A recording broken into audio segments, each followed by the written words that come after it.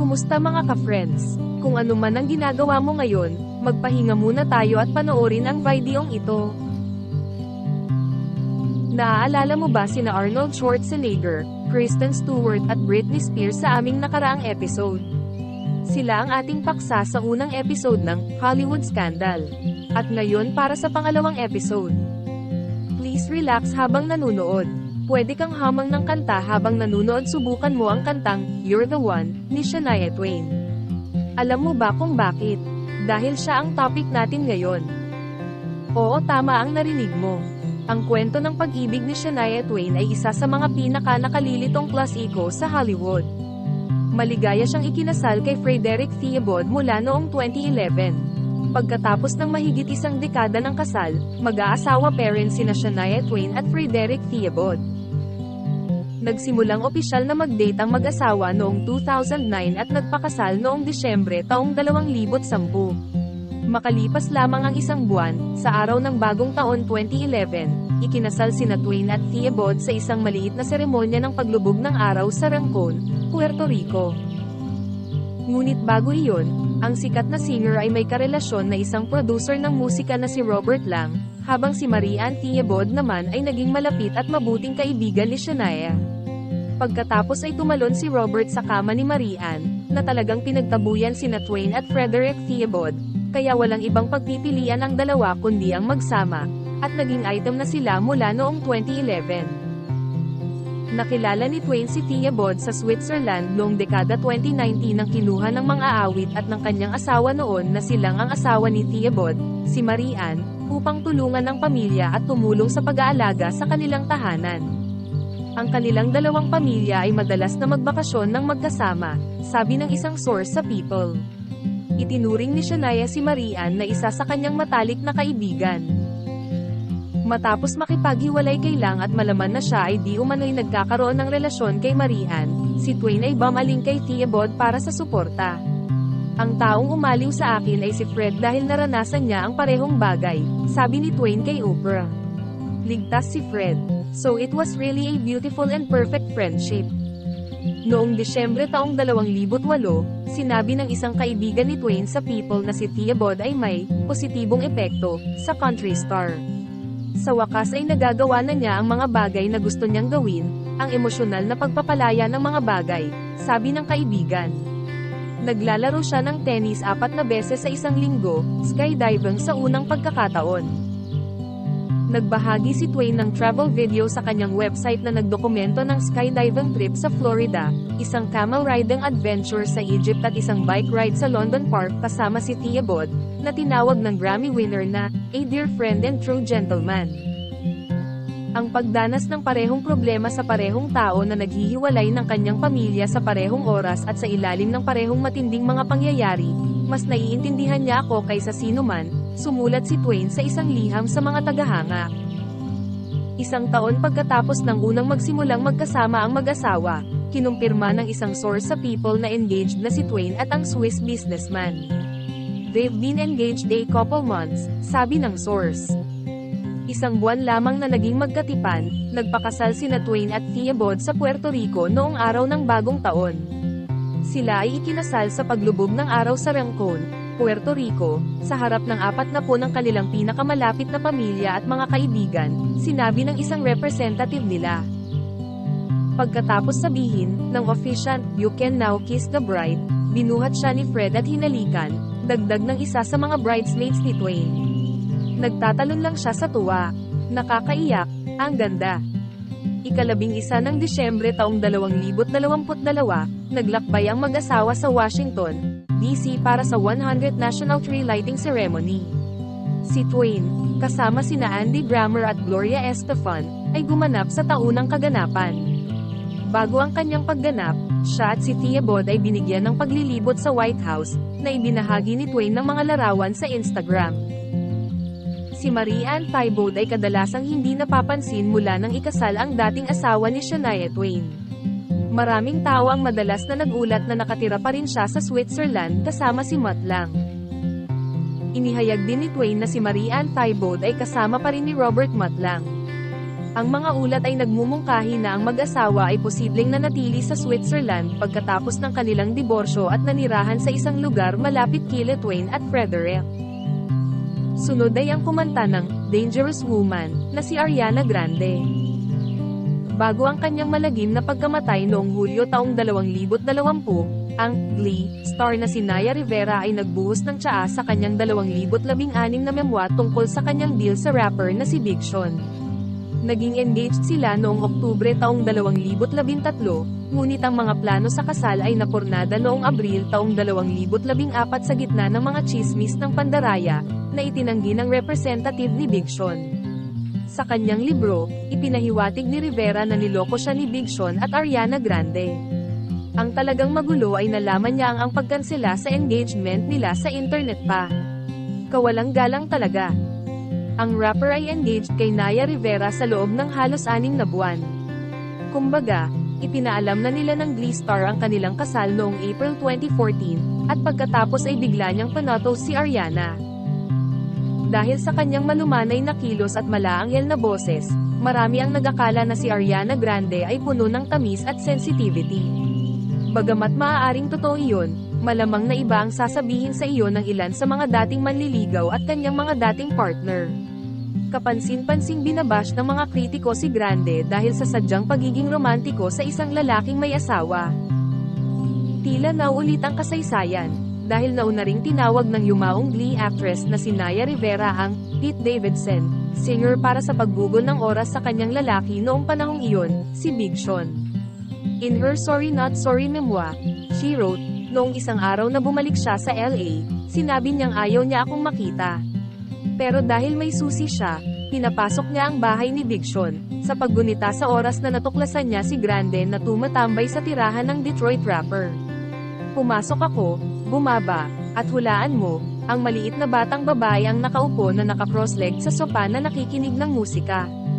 Ang tugtog ay tumutugma sa Marianas Monday, pagbibiro ni Rivera. Kaya't ang iskandalo ng Ariana Grande na ito ay wild, ngunit marami sa mga taga-subaybay ng kanyang karera ay malamang na nadama rin ito. Kung sa bagay, isang pamilyar na ugnayan. Pagdating sa mga sikat na Hollywood love triangle, ang isang ito ay palaging nasa pinakatuktok. Sina Jennifer Aniston at Brad Pitt ay isang mahusay na mag-asawa, ngunit dahil ang universo ay hil-hil sa mga perpekto, ang mag-asawa ay naghain ng diborsyo noong 2005. Doon nagsimulang kumalat ang mga tsismis ni Pete at Jolie, lalo na pagkatapos lumabas ng kanilang pelikulang, Mr. and Mrs. Smith. Kahit na tinanggihan ni Pete ang panloloko kay Aniston noong panahong iyon, inamin ni Jolie na siya ay nag-iinit kay Brad sa panahon ng paggawa ng pelikula. Nagsimulang kumalat ang tsismis nang makitang magkasama sina Brad at Angelina pagkatapos nilang magsama sa Mr. at Mrs. Smith. At that time, kasal pa rin siya kay Jen Aniston. Ang kanilang mga panata ay hindi sapat na malakas upang makaligtas sa kapahamakang ito, at ang mag-asawang bituin ay nagdiborsyo lamang upang bigyang puwang ang relasyon ni Pete at Jolie. Nang tapusin ni Pete ang kanyang kasal kay Aniston noong 2005 upang pumasok sa isang relasyon kay Jolie, siya ay naging isa sa pinakamabisa at kumikitang mga salaysay ng tabloid noong panahon. Ang storyline ay itinakda ng subliminally bago pa man kumpirmahin ng sino man ang mga pangunahing kaganapan, nang si Pete ang may pakana ng isang photoshoot kasama si Jolie sa W Magazine na nagpakita sa kanilang dalawa na magkasamang namumuno sa isang bahay na puno ng mga bata, habang ipinahihiwatig ng press media na si Jennifer Aniston ay pinili ang hilaw na career sa pag-arte kesa magkaroon ng anak. Ang kwentong iyon ay, ang isa sa mga babaeng ito ay karapat-dapat maging ina sa mga anak ni Brad Pitt. Itinuring din si Aniston na hindi kabilang sa mga high class, na naging dahilan upang karapat-dapat na maging isang ina. Si Aniston ay American sweetheart, sigurado, ngunit siya ay isang artista sa TV noong mga panahon bago nagsimulang ituring na seryosong sining ng mga tao ang mga palabas sa TV. Kung gusto niya, pwede niyang ihinto ang kanyang karera upang magkaroon ng isang sanggol habang si Pete ay nasa labas at busy sa paggawa ng mga pelikula at sinusubukang makakuha ng isang Oscar. Si Angelina Jolie ay isa pang kwento na kompleto rekedos. Sa loob ng maraming taon, siya ay naging Maria Magdalena sa Birheng Maria na si Aniston, naging tila isang mabangis na bata na taglay lahat ng sex appeal at pwede ang bawal. Oo naman, Nanalo siya ng Oscar para sa Girl Interrupted, ngunit pagkatapos ay sinundan niya ito sa pamamagitan ng pag-lips-to-lips sa kanyang kapatid. Noong 2006, madaling ibinuod ng Vanity Fair ang imahe ni Jolie sa panahong ito bilang isang nakatato na vixen na may panlasa sa bisexuality, heroin, brotherly incest, mental na institusyon, at balot ng dugo ng kanyang asawa. Pati buhok niya ay mahaba, naghahanap ng atensyon, at maitim, vampy. Bukod dito, si Jolie ay isang figure ng takot na ambisyon. Nagkaroon siya ng Oscar. Mukhang hindi niya isinasantabi ang kanyang sariling karera para magpalaki ng mga anak habang ang kanyang asawa ay umalis upang subukang manalo ng kanyang sariling Oscar. Noong unang bahagi ng 2000s, si Pete at Jolie ay malapit ng magpantay sa antas ng katanyagan, mga kapantay ng celebrity. Ngayon, mas may kapangyarihan si Pete kaysa kay Jolie. Ang kanyang karera sa pag-arte ay umunlad at sa wakas ay nakuha niya ang Oscar na iyon, habang si Jolie ay tila hindi na interesado sa kanyang sariling pag-arte at hindi nakagawa ng isang kapansin-pansing hit mula noong Maleficent noong 2014. Ang pangalawang karera ni Pete bilang isang producer ay nagbunga ng maraming mapananaligang hit, 12 Years a Slave, Moonlight, Promising Young Women, She Said, habang ang pangalawang karera ni Jolie bilang isang direktor ay natigil pagkatapos ng sunod-sunod na mga flop at mga misfire na nakakasira ng kredibilidad. Kung ang bituin ni Jolie ay bumagsak mula noong 2000s, ang Aniston ay tumaas. Ang nostalgia ng mga kaibigan ay patuloy na lumalaki, at ang espesyal na reunion ng HBO Max noong Mayo ay isang blockbuster hit. Sa tagumpay ng The Morning Show ng Apple TV, kung saan siya ay kapwa co-star at nagtatrabaho bilang isang producer, si Aniston ay mayroon na namang malaking hit, at dahil ang isang ito ay hindi komedya, nagawa niyang palawakin ang pananaw ng publiko tungkol sa kanya. Sa bandang huli, ikinasal sina Pete at Jolie noong 2014 ngunit naghiwalay noong 2016. Magkaibigan pa rin sila, at iyon ang mas mahalaga. Ang buong kwentong ito ay, sa huli, isang kwento tungkol sa kapangyarihan, kung sino ang may kapangyarihang manalo sa pag-ibig ng Amerika. Noong bata pa si Aniston ay uhaw siya rito, at nagsimula sa isang hit na palabas, wala siyang kapangyarihan na pigilan ng mga tabloid na gawin siyang kalunos-lunos, na siyang ginagawa na niya ngayon. Noon, may kapangyarihan si Jolie na iligtas ang kanyang imahe mula sa press na nagnanais na ipinta siya bilang isang homewrecker, ngunit ngayon, nawalan na siya ng sapat na katayuan kung kaya't siya ay nabiktima ng parehong misogynistic na chismis na nagpabagsak kay Amber Heard. Ngunit ang tagumpay ni Aniston ay maaari ding maging isang paalala kung ano ang magagawa ng mga kababaihan na hindi pinalad sa career ng pagiging ina. She's divorced twice, and she's still happy. Wala siyang anak, at matagumpay pa rin siya. Sa kanyang 50s, siya ay muling sumisigla at nag-iisip ng kanyang karera. Ang moral na aral ng kwentong ito ay, maaari kang maging isang mabuting ina, ngunit kung walang impluwensya, mahirap kang paniwalaan ng mga tao. At maaari ka ring maging isang mabuting ina, ngunit hindi ito ang lahat-lahat lalo na kung kinwestiyon ng isang lalaki ang iyong kabutihan. At ang huli sa ating listahan, dalian natin at gawin itong parang Fast and Furious. Kung iniisip mo ang bida ng pelikulang Fast and Furious, na si Paul Walker, tama ka. Si Paul Walker ay isang kilalang aktor, na kilala sa kanyang papel sa franchise na Fast and Furious. Malungkot siyang namatay sa isang aksidente sa sasakyan sa edad na 40. Si Paul Walker, na namatay sa edad na 40, ay isang malaking trahedya para sa lahat. Maraming artikulo ang naipublish, at inilarawan ang kanyang aksidente sa sasakyan. Pero may isang bagay na nakatawag pansin ng mga tao. Nakakaligtas siyang mahatulang may sala dahil sa kanyang pakikipagkasintahan ng 7 taon kay Jasmine Pilchard Gosnell. Kumalat ang ilang chismis na nakikipag-date si Paul Walker sa 16 na taong gulang na batang babae na si Jasmine Pilchard Gosnell. Sa oras ng kanyang kamatayan, si Paul Walker ay nasa isang relasyon kay Jasmine Pilchard Gosnell, na 7 taon na niyang nililigawan. Lumitaw ang kontrobersya dahil sa pagkakaiba ng edad ni Paul Walker at Jasmine Pilchard Gosnell. Kumalat ang mga alingaw-ngaw na nagsimula silang mag-date noong siya ay 16 na taong gulang, na nagdulot ng mga debate tungkol sa pagiging angkop ng kanilang relasyon.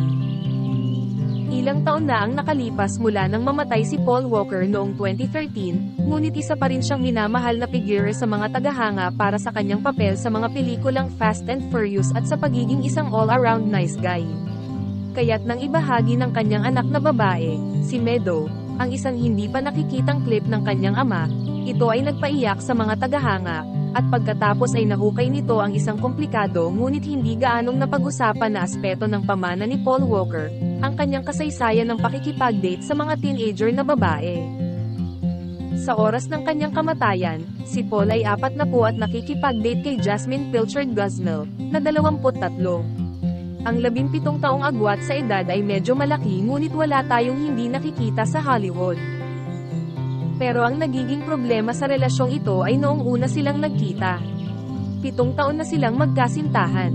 Tinukoy ng Untouched Weekly na si Paul ay nagsimulang makipag-date kay Jasmine noong ito ay 16 at siya ay 33, at ang magkapareha ay magkasama sa oras ng kanyang kamatayan.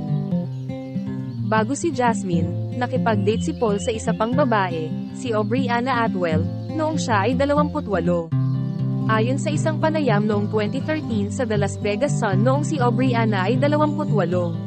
Magkakilala na ang magkapareha sa loob ng dosenang taon nang mamatay ang aktor, at nakipag-date ng on and off sa loob ng ilang taon, at nanatili sa buhay ng isa't isa mula noon. Kung pabalik-balik, nangangahulugan ito na si Aubriana ay 16 na taong gulang din noong una niyang nakilala si Paul. Bagamat walang konkretong patunay kung nagalaw ni Paul ang alinman sa mga babaeng ito habang sila ay menor de edad na mga teenager pa lamang, nakakapagtaka lang kung bakit napakakaunting pansin ang ibinibigay sa mga relasyong ito kagaya na lamang ng mula sa mga outlet tulad ng Study Breaks at Jalopnik. Talagang nakakapagtaka kung bakit ang mga relasyon ni Paul Walker sa mga teenager na babae ay nawala sa ilalim ng alpombra dahil isa lamang itong halimbawa ng mga tao na bumabaliktad kapag ang isang Hollywood star ay gumagawa ng isang bagay na hindi kapanipaniwala at nakakahiya. At iyan ang ilan sa mga sikat na iskandalong gumulantang sa Hollywood. Sana ay wag nang maulit ang ganitong mga pangyayari. Ngunit hanggat may showbiz hindi tayo mawawalan ng mga balita tungkol sa mga sikat na celebrities. Kaya tutukan ng susunod, dito sa latest update.